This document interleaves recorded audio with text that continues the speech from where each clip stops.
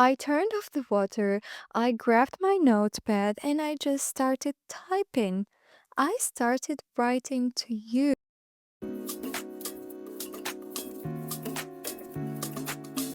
Believe it or not, but I wrote this episode in the shower.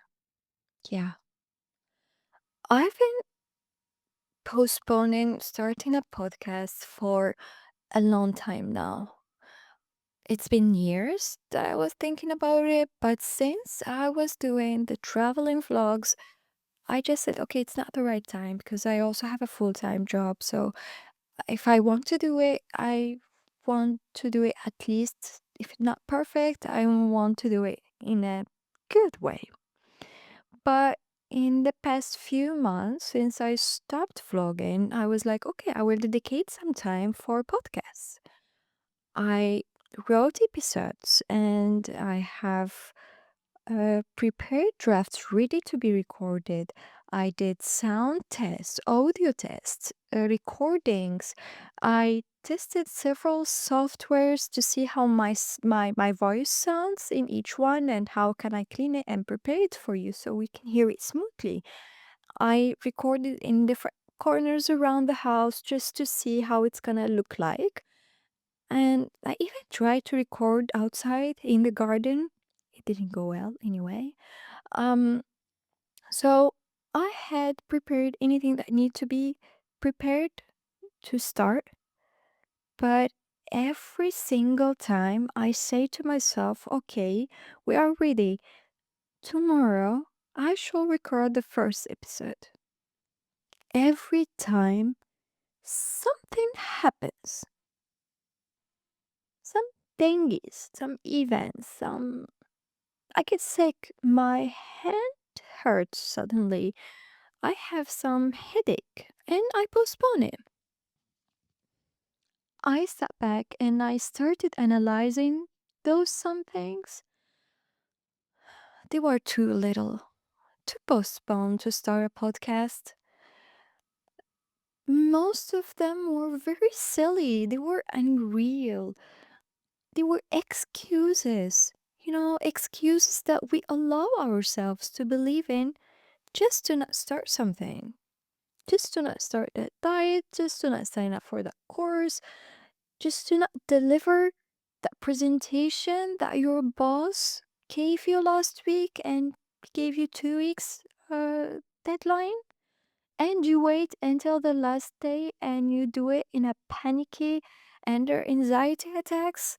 Why? Look at me. I have a fucking blaster on my lip and I just decide to not postpone recording because of it.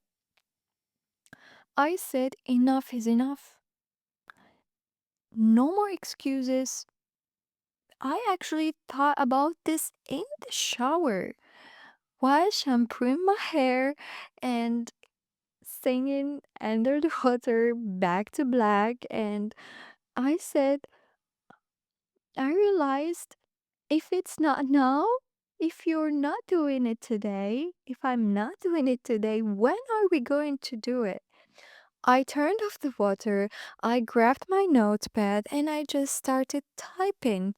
I started writing to you so I don't forget this motivation that I got suddenly within me. I wanted to share it with you in this first episode in which you will start getting to know me a little by little. I wanted to share this good vibe with you that took me out of the shower at that moment and made me write this. And I'm happy to give you the urge. If you want to start something new and you are postponing it, please don't. Just go ahead and fucking do it. Don't think too much. Don't overthink it. Overthinking kills stuff, kill happiness. Just do it. And remember, if you think it's too late, just think about this 70 years old auntie just signed up for college this year. So it's never too late to do anything or to start over. It's never too late to change careers. It's never too late to change your mind or your opinion. And about opinions, we all have this thing that we said, in my whole life, I would never do this or do that. But while we're growing up and with acquired knowledge, or it's just like maybe it wasn't suitable for us by that time, and now we see, or it was unrealistic, and now we see, oh no, it's actually a good thing for me. It's suitable for me now. I can do it. But you're afraid. You're afraid to do it because of your surroundings, because you're afraid of that Karen that will tell you, I told you so. But do you know what I do with that kind of people? Where do I categorize them? I don't. I just cut them off. I cut them off. I don't need anyone to tell me, I told you so. If you want to support me while I'm doing the wrong and while I'm doing the right. You can you can give your opinion about something, and when it turns out that you're right, you don't have to rub that I told you so in my face. Just stay away from me instead. That would be better for both of us. So I cut them off and I'm happy. I'm in peace because I don't need those toxic people in my life. Look, it's been a long year in your work or at school or at your mm, artistic career. It was full of achievements and disappointments. Unfortunately, disappointments that create small traumas or trigger old ones or hidden ones. Let's talk a little bit about those small traumas. They actually get bigger and they stop us from doing stuff.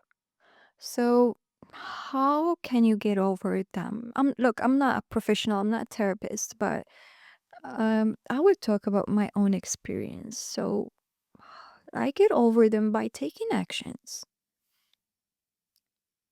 Taking action is the key for you to get over disappointment trauma. Just try again and again and again, and you will you will you will succeed at some point. It's impossible that you don't. If you think about it as, okay, I will start this, but it might not work, but it also may work. So just think about it as it will work or may work.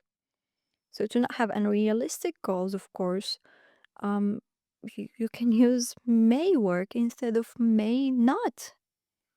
And it's better. It's better to be positive because positive energy grabs success, grabs more positivity to your life. Having the courage to take the first step and get rid of the failure phobia is actually a huge success. It's your first milestone, it's your 20% of the project, and it's already successful. It means you are the one in control, not your traumas, not your phobia, not the failure. Just you. Don't be afraid of starting over. Don't be afraid to launch that campaign of the product you've been holding for a year now in that storage, just costing you money. Just run the advertisement and start selling. You want to start a diet? Don't starve yourself, darling. Just cut the carbs.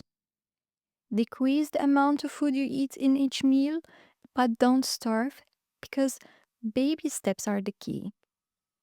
Baby steps, darling. Look, I took control today and I'm happy about it. So now it's your turn. Or as they say in Turkish, sıra sende bebeğim.